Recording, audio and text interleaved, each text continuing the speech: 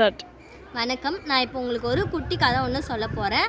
சாந்தன் உங்களுக்கு எல்லாருக்குமே தெரியும். சாந்தன் ஃப்ரெண்ட்ஸுங்களாம் ஒரு குழுவாக நின்று பேசிகிட்டு இருக்காங்க. சாந்தனுடைய ஃப்ரெண்ட்ஸுங்க பேர் வந்து மரத்தன், பனையன், சூடாமணி இவங்க 3 பேர் தான். அப்போ வந்து சாந்தனோட ஃப்ரெண்ட்ஸுங்களாம் கேட்குறாங்க, உலகமயமாக்கல்லாம் என்ன சாந்தா அப்படின்னு சொல்லிட்டு சாந்தனாண்ட ஒரு கொஷின் கேட்குறாங்க. அதுக்கு சாந்தன் வந்து உலகமயமாக்கல்லாம் கிராமமயமாகணும், குடும்பமயமாகணும், தேசியமயமாகணும்னு சொல்லிட்டு உலகமயமாக்கல்லாம் என்னன்னு சொல்லிட்டு விரவி அவங்க ஃப்ரெண்ட்ஸுங்களுக்கு புரிய வச்சிட்டான்.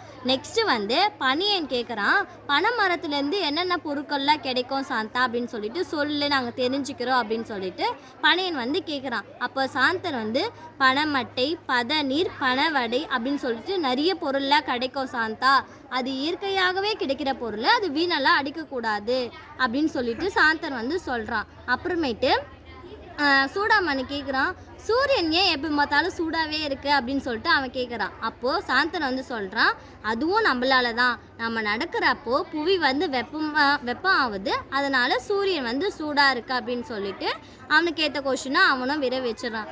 லாஸ்ட்டாக மரத்தன் கேட்குறான், அரிசி எந்த மரத்தில் விளை வைக்குதுன்னு சொல்லிட்டு அவன் கேட்குறான். அந்த கூட்டத்தில் இருந்த எல்லாரும் சிரிக்கிறாங்க. அப்புறம் இப்போ நம்ம சாப்பிட்ற சாப்பாடு எங்கே விளையுது, எங்கே எப்படி செய்கிறாங்கன்னு சொல்லிட்டு கூட நம்மளுக்கு தெரியாது. நம்ம உடுத்துகிற உடை கூட எங்கே உற்பத்தி பண்ணுறாங்க, எங்கே போயிட்டு கொடுக்குறாங்க அப்படின்னு சொல்லிட்டு கூட நம்மளுக்கு தெரியாது.